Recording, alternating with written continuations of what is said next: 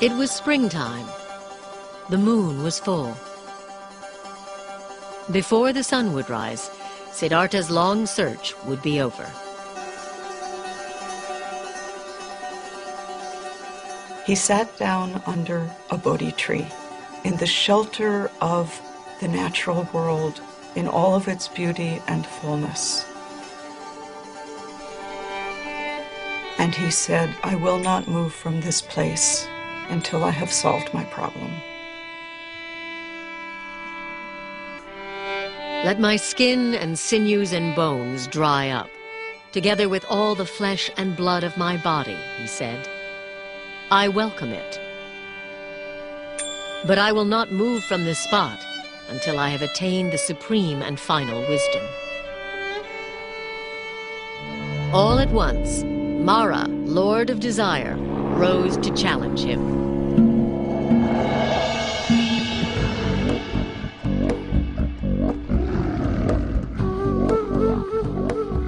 With an army of demons, he attacked.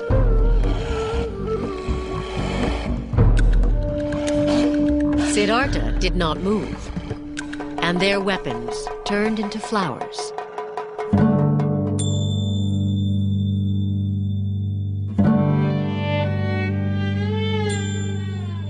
Mara is the ruler of this realm of desire, this world that we all live in.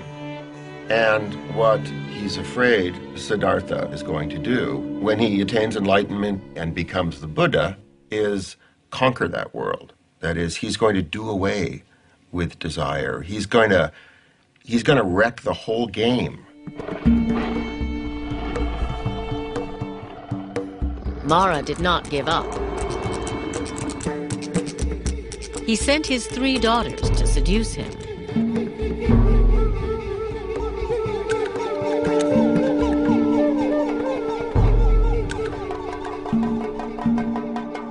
Siddhartha remained still. When he faces Mara, he faces himself and his own destructive capacity.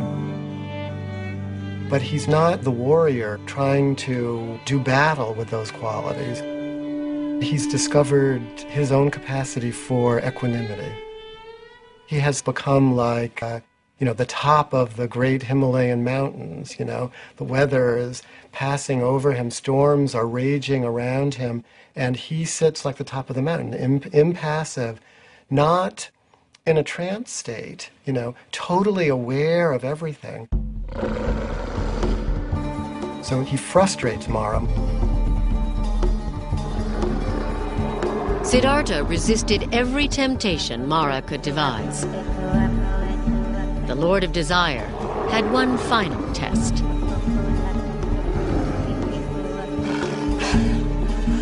He demanded to know who would testify that Siddhartha was worthy of attaining ultimate wisdom, and his demon army rose up to support him.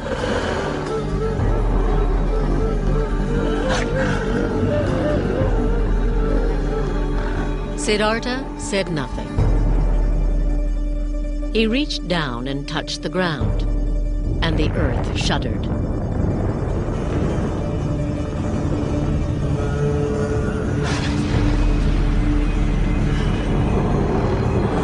Mara's demons fled.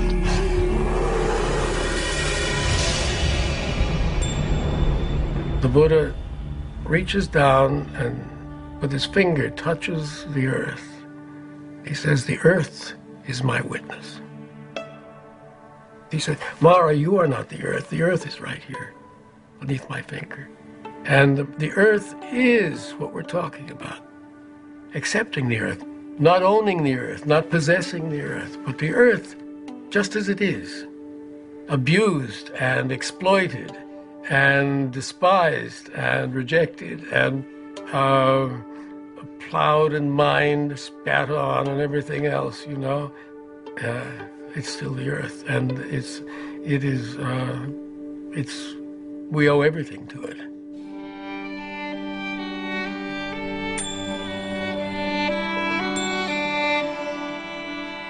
Siddhartha meditated throughout the night. and all his former lives passed before him.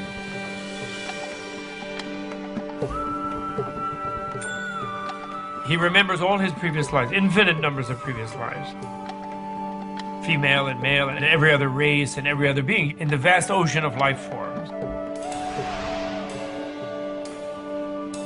And he remembered that all viscerally, so that means his awareness expanded to be all, so that all the moments of the past were completely present to him. He gains the power to see the process of birth, death, and rebirth that all creatures go through. He's given this sort of cosmic vision of the workings of the entire universe.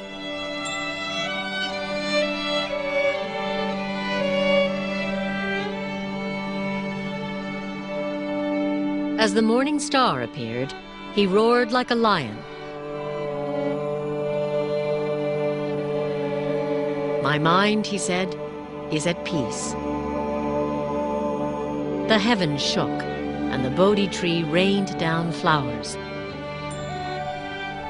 He had become the awakened one, the Buddha.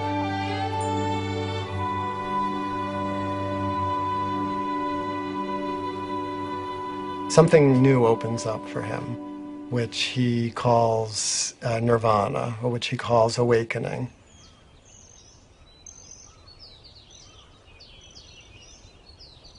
He said, "At this moment, all beings and I awaken together." So it was not just him, it was all the universe. He touched the earth, as earth is my witness.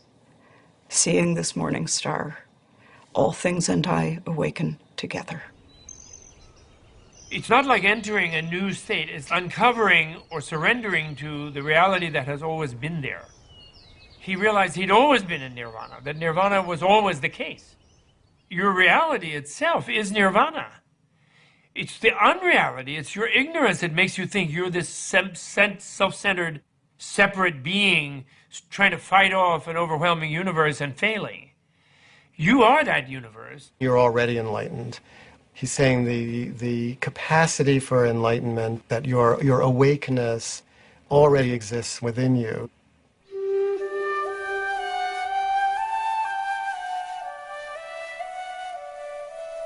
Nirvana is this moment seen directly. There is nowhere else than here. The only gate is now.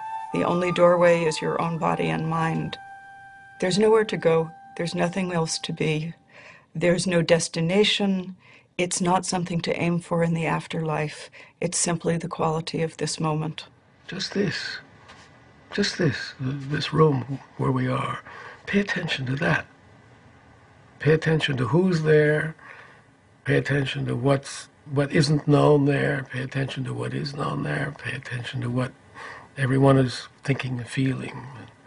What you're doing there. And pay attention. Pay attention.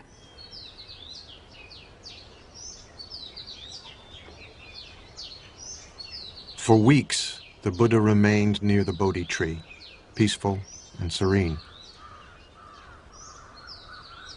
He was tempted to retire into a profound solitude, instead of trying to teach others what it had taken him 6 long years to discover for himself. He wants to stay there. He's very happy. He doesn't want to go out. He says to himself, no one is going to understand this. You know, people are going to think I'm crazy. They're going to think I'm nuts. Buddha saw the nature of the people. Envy and jealousy and strong negative mental states. All the people in the world, they are like the fishes wriggling in the very shallow water. So Buddha, he himself, afraid to teach the people.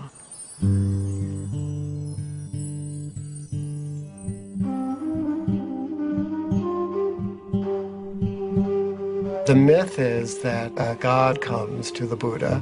Brahma comes on his knees and says, please, we need you.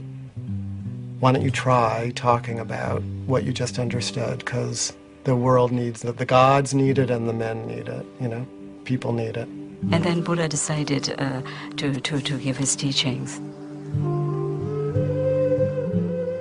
Because of the great compassion, it's not an ordinary compassion.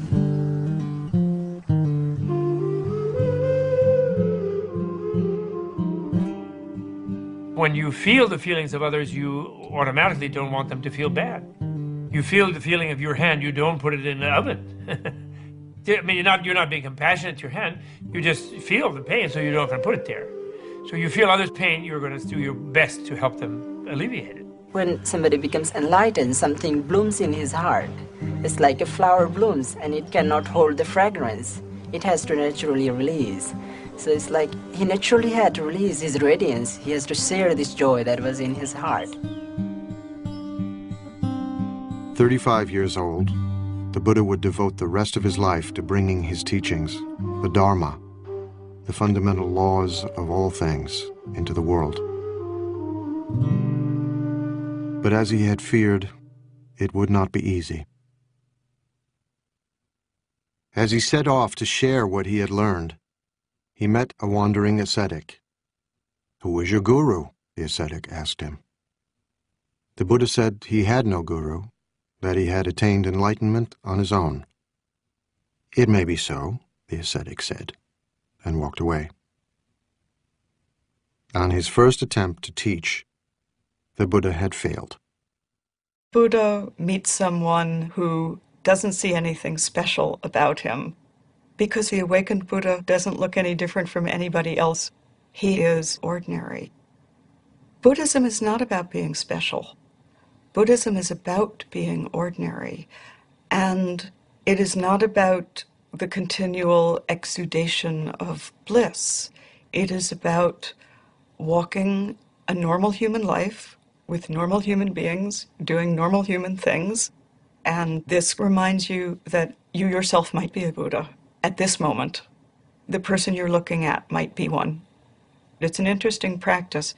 Just each person you see as you walk down the street, Buddha, Buddha, Buddha, Buddha, Buddha.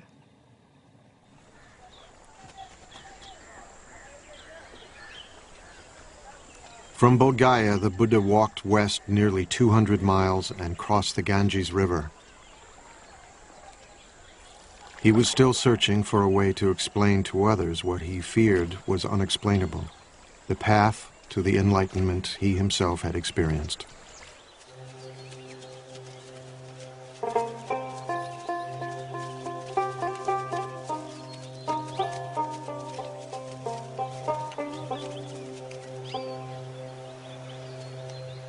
In a deer park in Sarnath, not far from the Ganges, he would try again.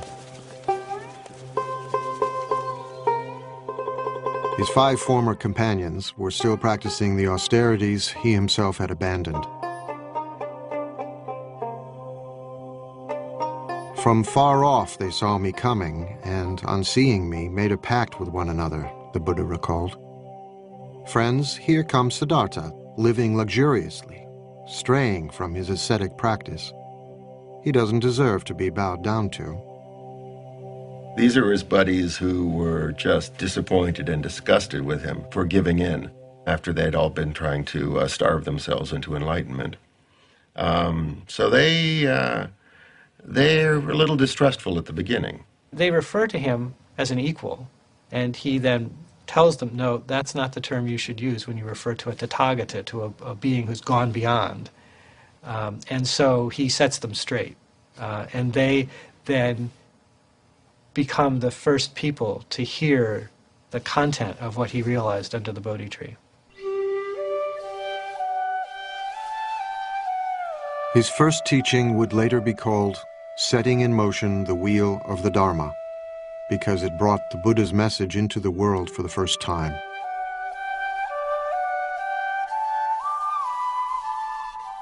He did not propound a dogma. Instead, he spoke from his own experience, out of his own heart.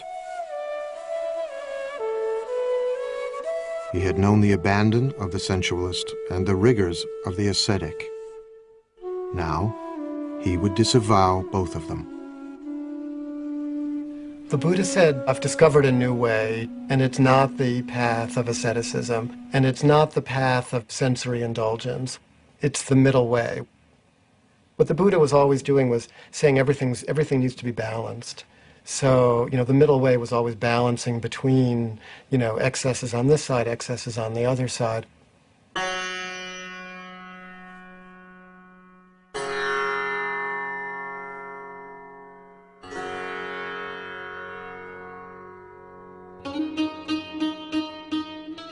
Fair goes the dancing when the sitar is tuned. Tune us the sitar, neither high nor low, and we will dance away the hearts of men.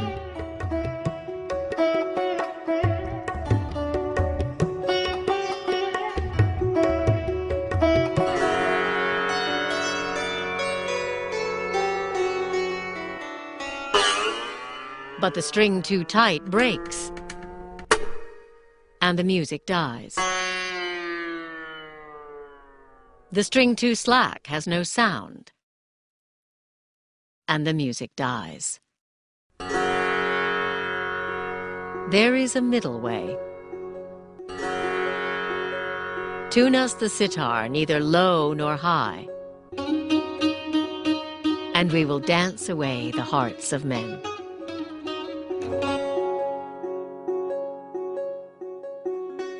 The path to enlightenment lay along the middle way, the Buddha taught, and the ascetics listened. Now he would answer the question that 6 years before had provoked his spiritual journey, the question of suffering. Buddhists don't have a creation story. There is no creator deity. It's not really of interest. It's not an issue. What's of interest is the problem of human suffering and the solution to human suffering.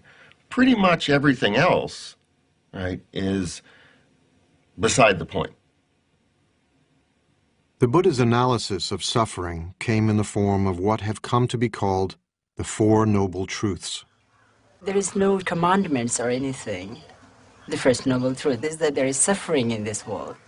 Generally, this suffering has been mistranslated. Suffering is not entirely accurate to the word that the Buddha probably used. It means something closer to dissatisfaction, that, we're never quite happy, and if we are, that's gone in an instant anyhow. And he says that this suffering, this unsatisfactoriness, doesn't arise by itself. It has causes. Our own mind causes it.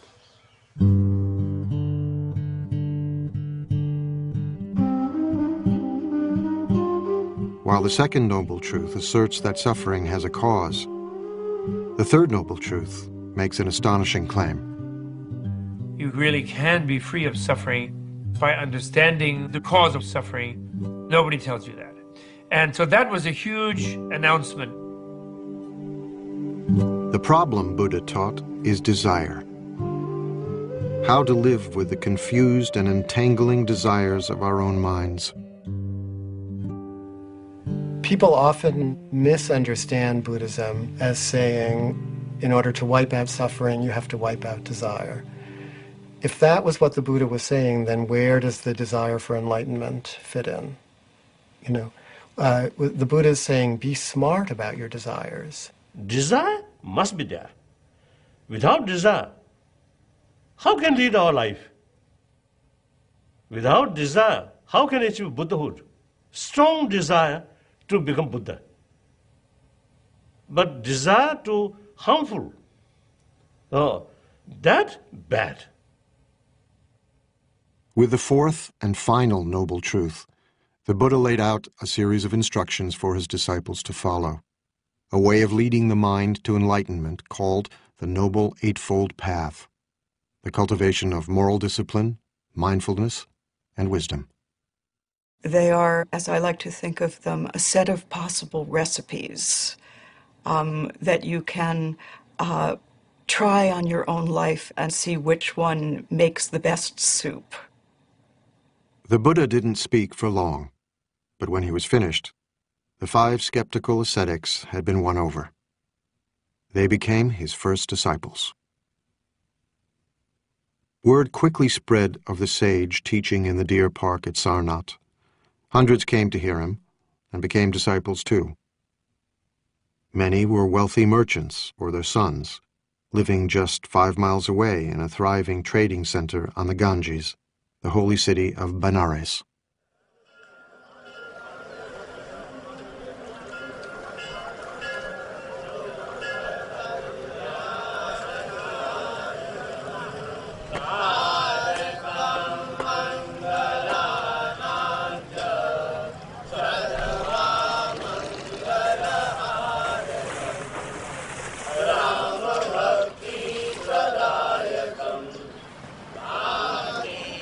Today, Benares is the most sacred city in all of India, as it has been for millennia.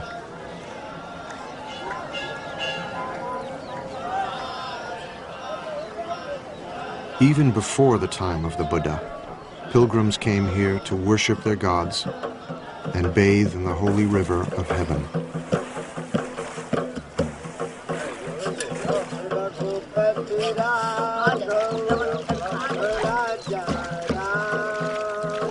You see people purifying themselves, bathing in the Ganges. You see priests performing rituals.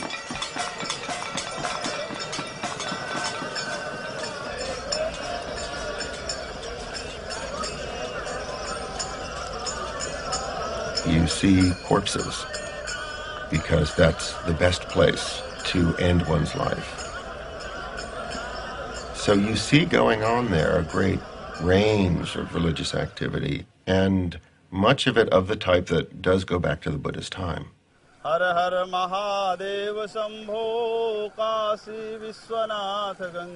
Many of today's sacred ceremonies on the Ganges echo the ancient practices of the Vedic priests, the Brahmins. In the Buddha's day, only the Brahmins could mediate between the gods and men. Only they could conduct the holy rituals that were said to preserve the universe itself.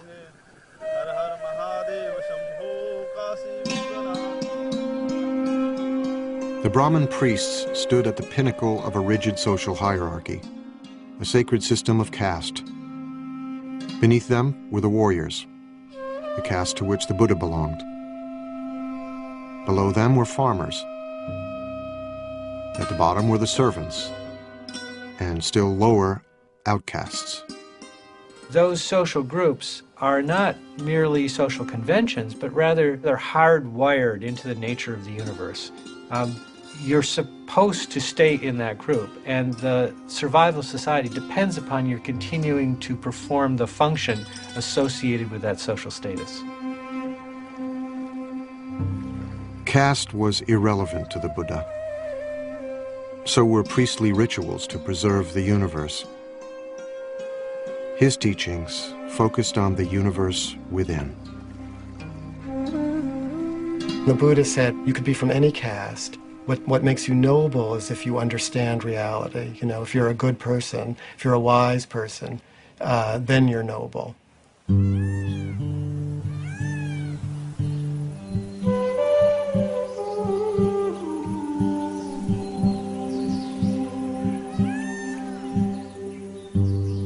In time, a devoted gathering of monks formed around the Buddha at Sarnath, near the Ganges.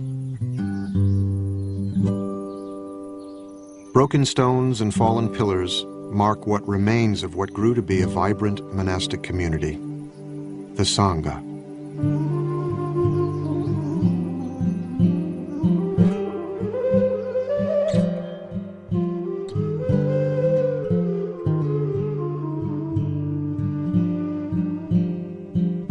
It took the Buddha many, many years to find his way, but he didn't want it to be so hard for people. And so he established a community who could live together and help one another.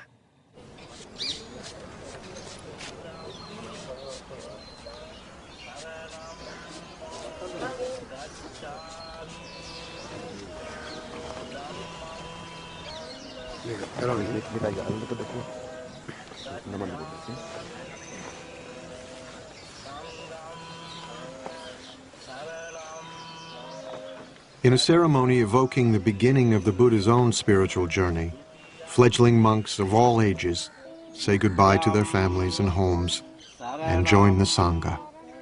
Gacchami Dutiyampi Dhammam Saranam Gacchami. I go to the refuge of the Buddha, I go to the refuge of the Dhamma, and I go to the refuge of the Sangha. Sanghang Saranang Gacchami. The Sangha is an embodiment of Buddha's experiential wisdom. What happens if people practice this thing? Are they truly happy or not? Are they joyful or not? So I think Buddha wanted to also leave a perfect example of his teaching, an alive teaching, a teaching that walks, a teaching that can talk, a teaching that can laugh. So I would say Sangha is just like a living example of Buddha's teaching.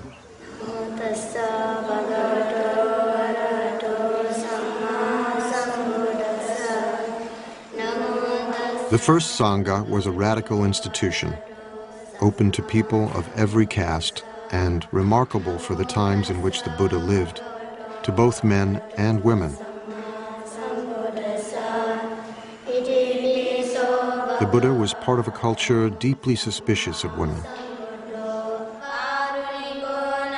The attitude towards women at the time was very critical, and many things were impossible for them. So that was a very revolutionary thing to do that in that times of India. By ordaining women as nuns, the Buddha gave women the chance to escape the drudgery of daily life.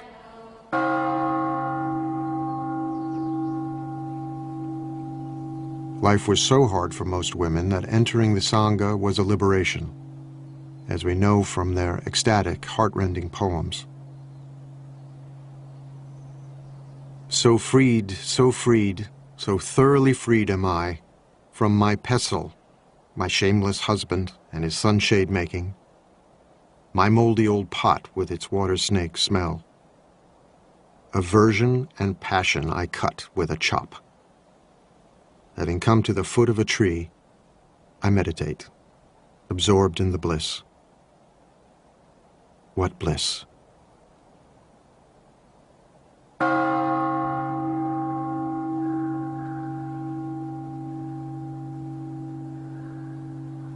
Bliss, nirvana, the Buddha taught, could be found in the fleeting moment through the practice of meditation. The Buddha showed his followers how to come to terms with their own roiling thoughts and desires by paying attention to them, by becoming aware, becoming mindful. As an ancient poem counsels, like an archer, an arrow, the wise man steadies his trembling mind, a fickle and restless weapon. Many times our mind is not peaceful enough.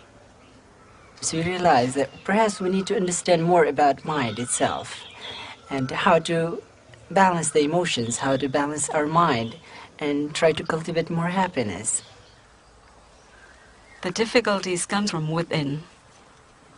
One experiences unexpected things from one's mind. Most dangerous skeptical doubts.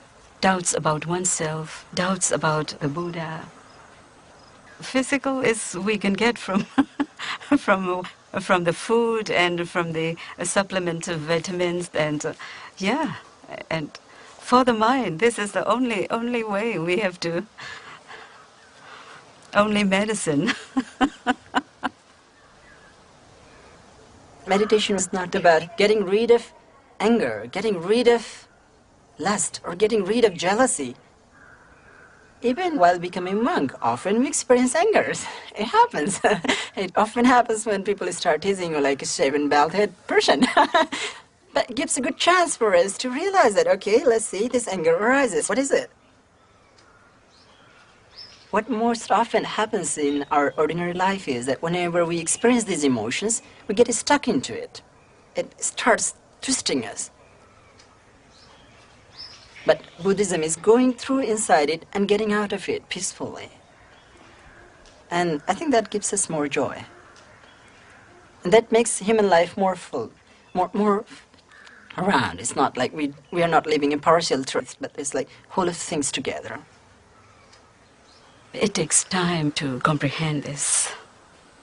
And then, by practicing again and again, the practitioner becomes very balanced, and one reaches a state of very strong equanimity. Equanimity towards the physical and mental objects. And this is the base camp for the summit. Enlightenment.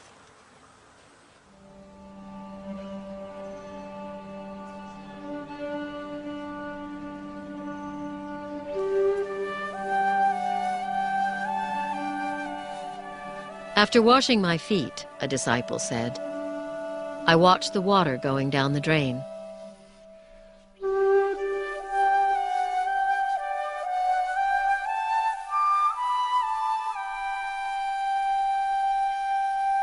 I am calm. I control my mind like a noble thoroughbred horse.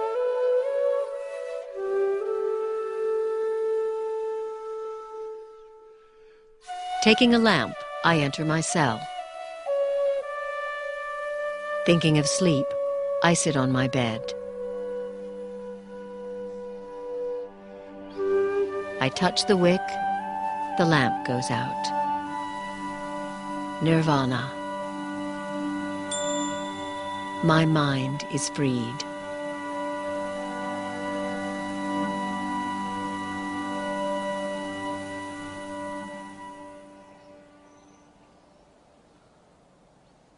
The mind is as restless as a monkey, the Buddha taught. Who you are, what you think of as yourself, is constantly changing. Like a river, endlessly flowing, one thing today, another tomorrow. There's water in a river, then there's water in a glass, and then the water is back in the air, and then it's back in the river. The water's there, but what is it? That's a way to think about the self in Buddhism. One moment you're angry, the next moment you're laughing. Who are you?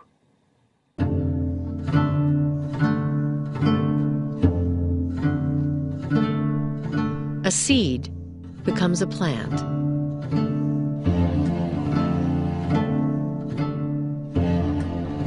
Wisps of grass are spun into a rope.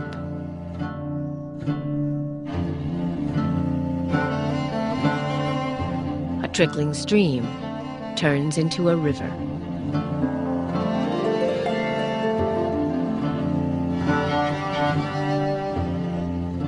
The self comes and the self goes. Simply notice how from one moment to another, yourself is actually not as much the same as we think it is. What the Buddha realizes is that if we can get rid of this fundamental misunderstanding of the nature of the self based on egotism, we won't cling to things, we won't screw up everything we do because we're thinking about it in the wrong way. Once you stop centering your feelings about your feelings on yourself, what naturally arises is simple compassion. Compassion for your own suffering, compassion for the suffering of others. Even the most abstract of the Buddha's teachings had a practical, ethical dimension. Compassion, the Buddha taught, comes from understanding impermanence, transience, flow, how one thing passes into another, how everything and everyone is connected. When this is, that is. From the arising of this comes the arising of that. When this isn't, that isn't. From the cessation of this comes the cessation of that.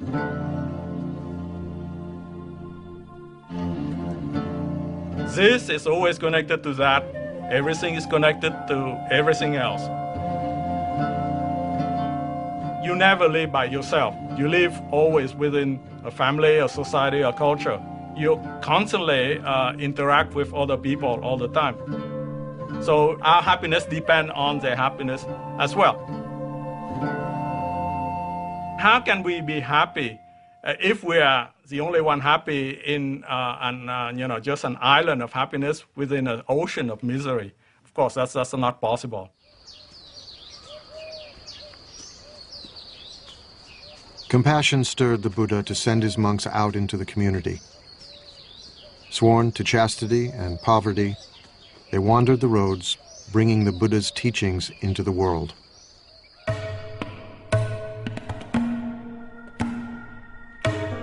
Go forth, monks, for the happiness of the many, out of compassion for the world. There are beings whose eyes have little dust on them, who will perish if they do not hear the teaching. But if they hear the teaching, they will gain liberation. The monks exist by begging. We think of begging as kind of a bad thing. Begging in this tradition is a good thing. It's a sign of spiritual purity. You're not allowed to beg tomorrow's lunch today. Only today's lunch. Then you can't eat from noon until dawn the next day. Then you have to go out and get another lunch. And then in exchange for lunch, you give a lecture. Unless they say we don't want to hear about it, then you don't. But that's the only thing but that forces you to interact with the lay community. And if you're not serving them, if you're not doing something useful for them, they won't put anything in your bowl, and that will be the end of your community.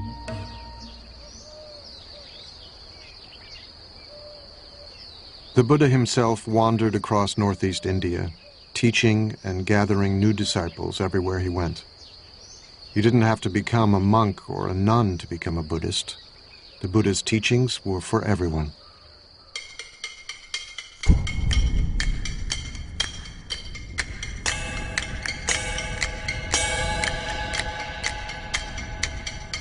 Everything is burning. What is burning? The eyes are burning. Everything seen by the eyes is burning.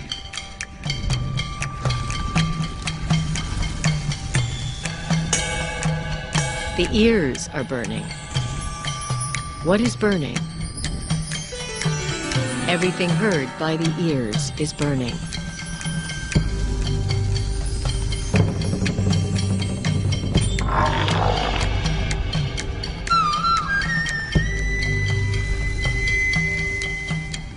The nose is burning. Smells are ablaze. The tongue is burning. Tastes are ablaze. The body is burning. The mind is burning. We're on fire. We may not know it, but we're on fire, and we have to put that fire out. We're burning with desire, right? We're burning with craving. Everything about us is out of control.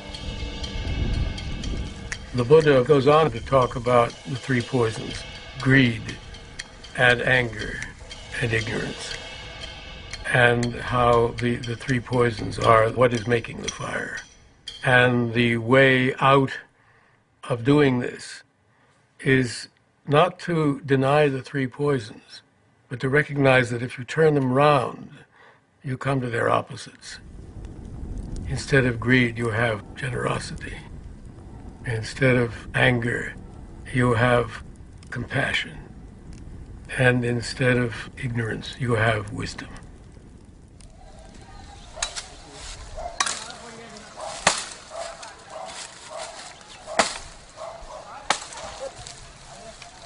I can give my teachings in brief, the Buddha said. I can teach in detail.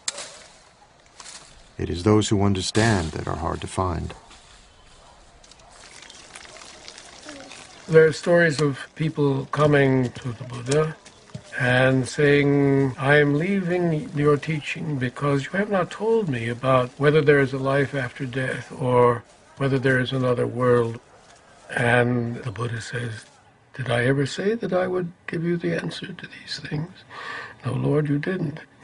Why do you think that I never said that I would give you the answer to these things? Because these are not the things that you need to know. The thing that you need to know is how to deal with suffering. Because at this very moment, what made you ask that question was suffering. The Buddha was, above all, a pragmatist. He did not expect his followers to agree with everything he said. He encouraged them to debate and argue, to challenge him. Buddhists say, my follower should not accept my teaching out of devotion, but rather your own experiment. Even Buddha himself, in order to get final enlightenment, need hard work. So investigate based on reason, through logical investigation. If something contradicts in the Buddha's own word, then we have the right to reject that. As the Buddha gathered more and more followers, stories spread of his miracles, which mixed the marvelous with the mundane. One story tells how 500 pieces of firewood split at the Buddha's command.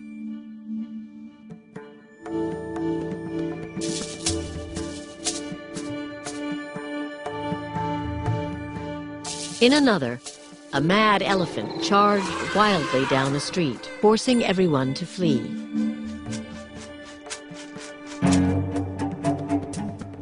Only the Buddha remained, quietly waiting. The elephant, overcome by the Buddha's radiant kindness, knelt before him, and the Buddha patted his leathery trunk. What is the meaning of miracle? Miracle is something unexpected. I think 100 years ago, jumbo jets or some of these really computers or these, I think in their eye, this is something miracle. Because miracle is something cannot understand. So now, I think within this century, we may find some new ideas or new facts. So far, we spend all our energy and time for research on matter, not internal world. This skull, small space, but a lot of mysterious things still there. The great field of knowledge is as tiny as the Earth is in the universe. I mean, it's a speck. And the universe is what we don't know, and it will always be that way. However much we find out, it will still be that way, because the unknown is vastly, it's unspeakably greater than anything we will ever know.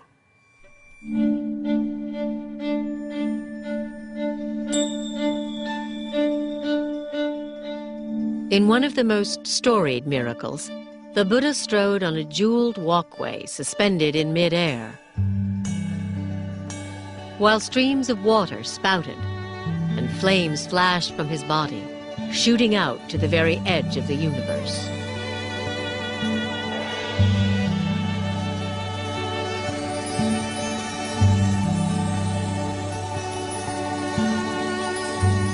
And as the Buddha sat on a lotus flower giving his teachings, he replicated himself, filling the sky with multitudes of Buddhas for all to see and wonder.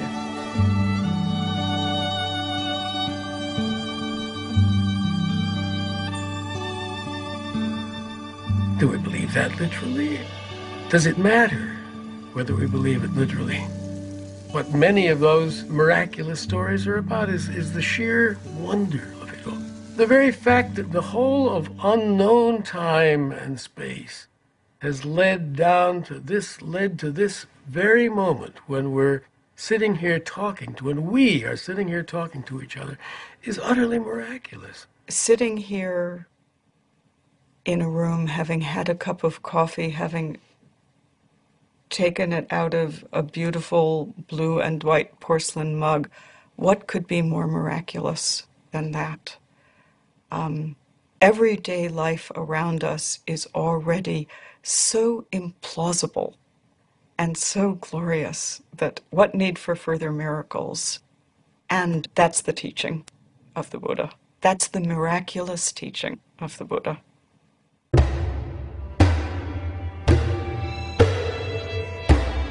Violence, the Buddha taught, always leads to more violence. To the slayer comes a slayer. To the conqueror comes a conqueror. He who plunders is plundered in turn. War was endemic in the Buddha's age, ravaging northeast India again and again. Although kings and their ministers sought his counsel, the Buddha offered no grand political vision. He was powerless to stop the killing and the fighting. Even the men, women, and children of his former kingdom were massacred by a marauding king, forced into pits and trampled by elephants.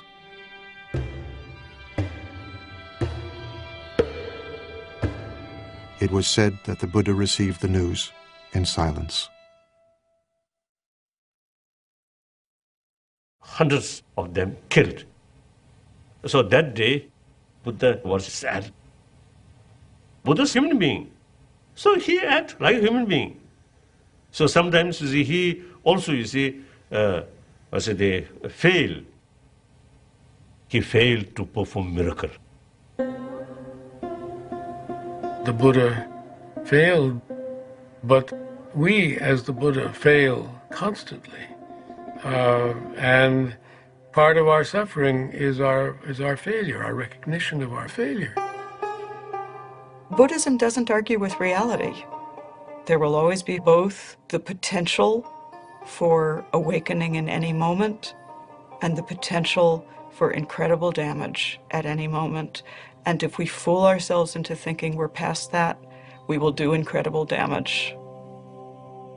Change, the Buddha said, must come from within. The Buddha starts always with the mind and talks about the violence in the mind and says that violence in the world is a result of violence in the mind. A tree lives on its roots. If you change the root, you change the tree. Culture lives in human beings. If you change the human heart, the culture will follow.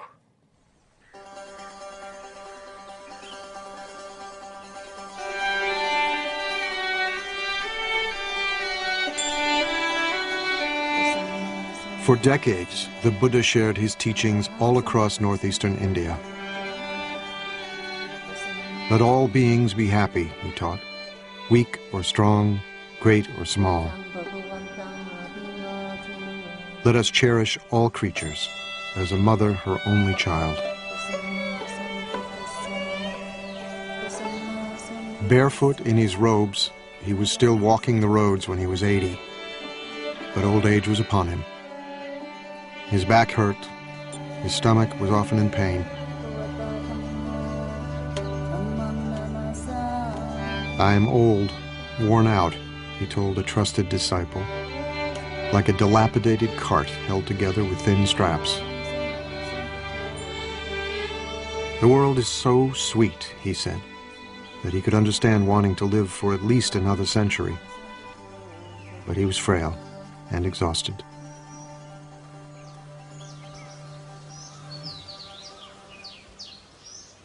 He became ill near Kushinagara, a remote village near the border of Nepal, when he was offered a meal which would prove deadly.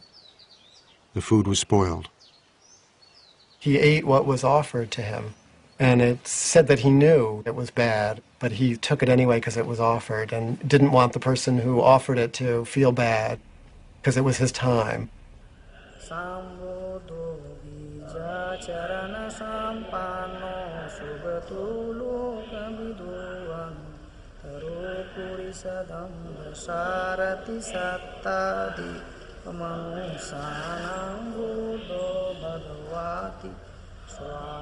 Today, Kushanagara is revered by pilgrims as the place where the Buddha finally left the world.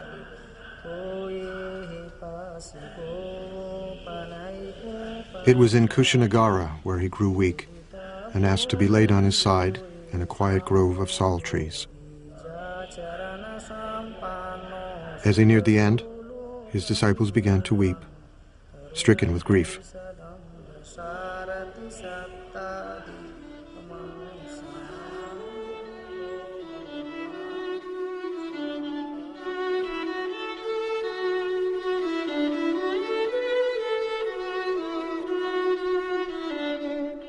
But the Buddha reassured them. All things change, he said. Whatever is born is subject to decay. He's saying this is a natural process. He tells his disciples, use this time, use the energy here, even this, for your own awakening. So he used even his own death and their sadness as a time to remind them of what their real task was.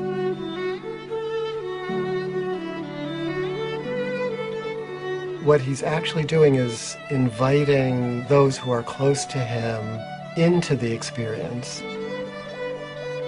I don't think the Buddha's teaching in any way argues against grief or sadness or loss. The teachings, if they make any sense, have to make sense in ordinary circumstances, in ordinary lives.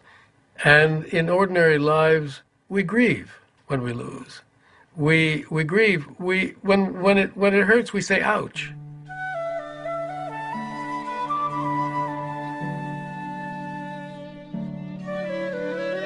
Buddhism is trying to look at things the way they are, the way it is, just as it is.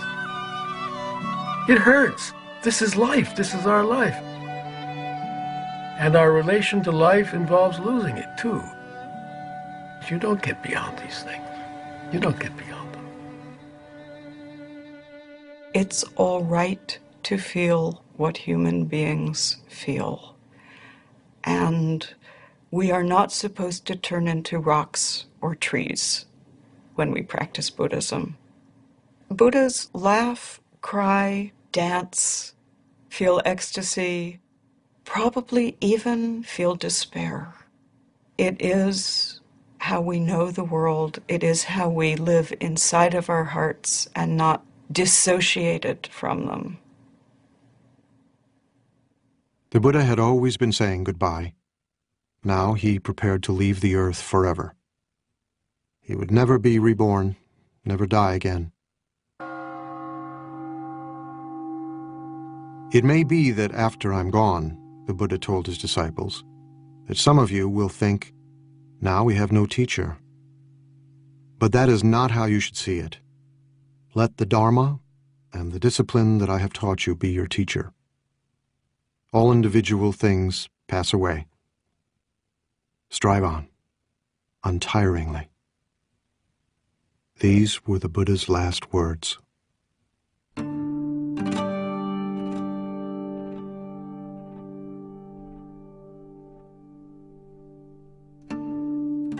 The Buddha died peacefully.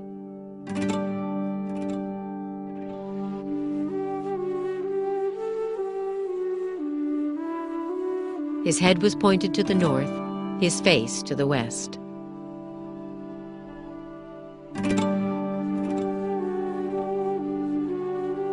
The stories tell how the earth shook, and the trees suddenly burst into bloom.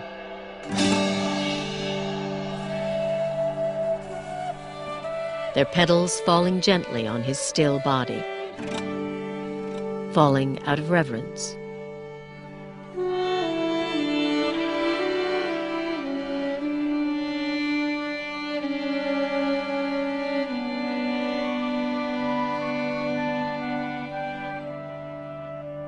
Divine coral flowers and divine sandalwood powders fell from above on the Buddha's body, out of reverence.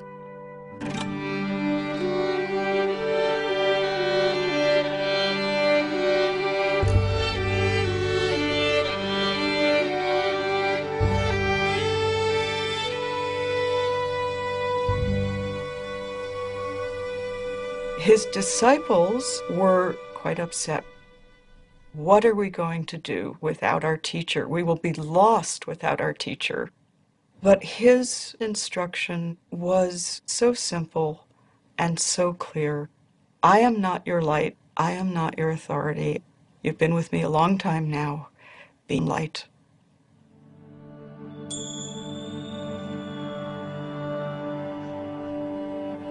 The Buddha saw death and life as inseparable. These are two sides of the same thing. Death is always with us. Death is part of the whole large unknown. And if we are unable to smile at the idea of the unknown, we're in real trouble. That's the realism that the Buddha was talking about, trying to come to terms with reality.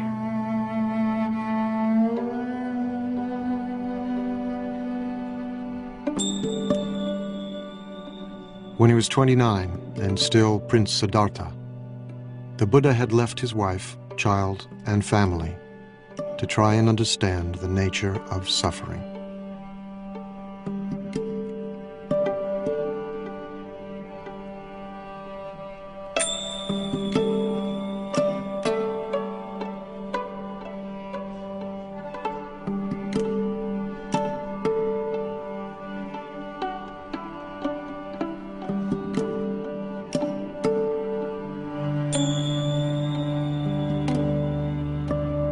He had attained enlightenment, shared what he had learned, and left a path for others to follow.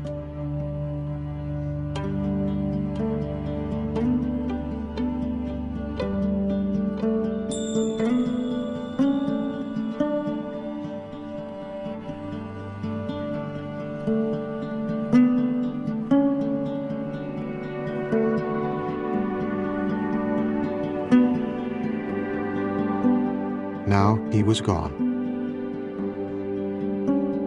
But before he died, he had asked his followers to remember him by making pilgrimage to the place of his death, to where he gave his first teachings,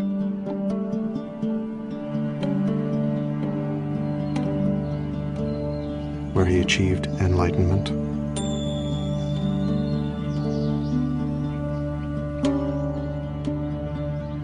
and where he was born.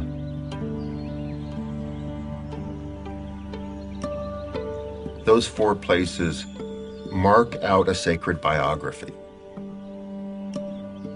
And in tracing that pilgrimage route, you are learning the story of that life.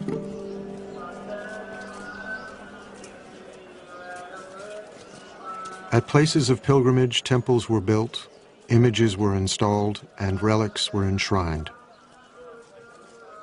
Millions of people get immense inspiration.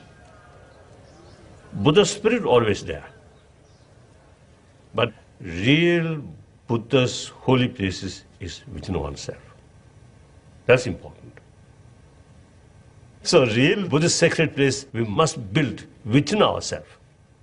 We must build within our heart.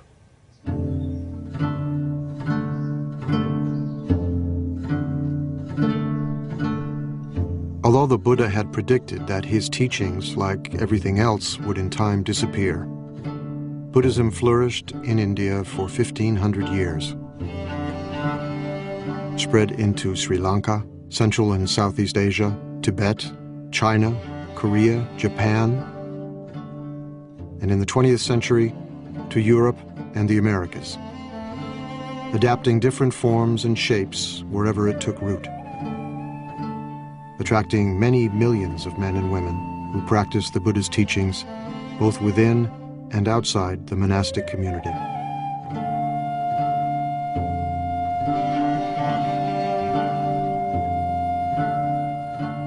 But everywhere, and in every age, the essence of the story remains the same. The Buddha said that we've turned this world into a painful place, and this world does not have to be a painful place. This world can be a world inhabited by Buddhas, but it's up to each one of us to turn ourselves into a Buddha. That's the work. If the Buddha is not you, finally the Buddha is of no interest to you. The Buddha is of such interest to you because you are the Buddha. Every sentient being, even insect, have Buddha nature, the seed of Buddha. That's the seed of enlightenment. So therefore, there is no reason to believe some sentient being cannot become Buddha. So like that. I know that there are supposed to be preserved footprints of the Buddha, which are kept in one of the sacred places in India or Nepal, and you can stand in them. And if you stand in them, maybe you realize, 10 toes, me too.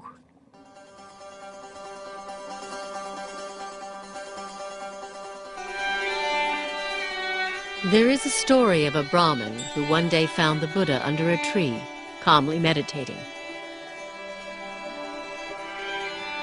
The Buddha's mind was still. He radiated such power and strength that the Brahmin was reminded of a Tusker elephant.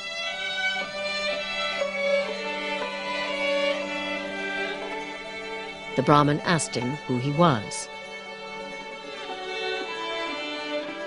Imagine a lotus that had begun life underwater, the Buddha replied.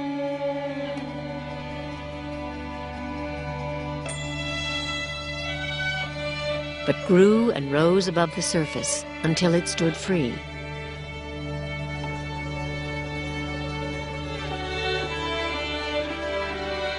So I too have transcended the world and attained the supreme enlightenment. Who are you then? The Brahmin wondered. Remember me, the Buddha said, as the one who woke up.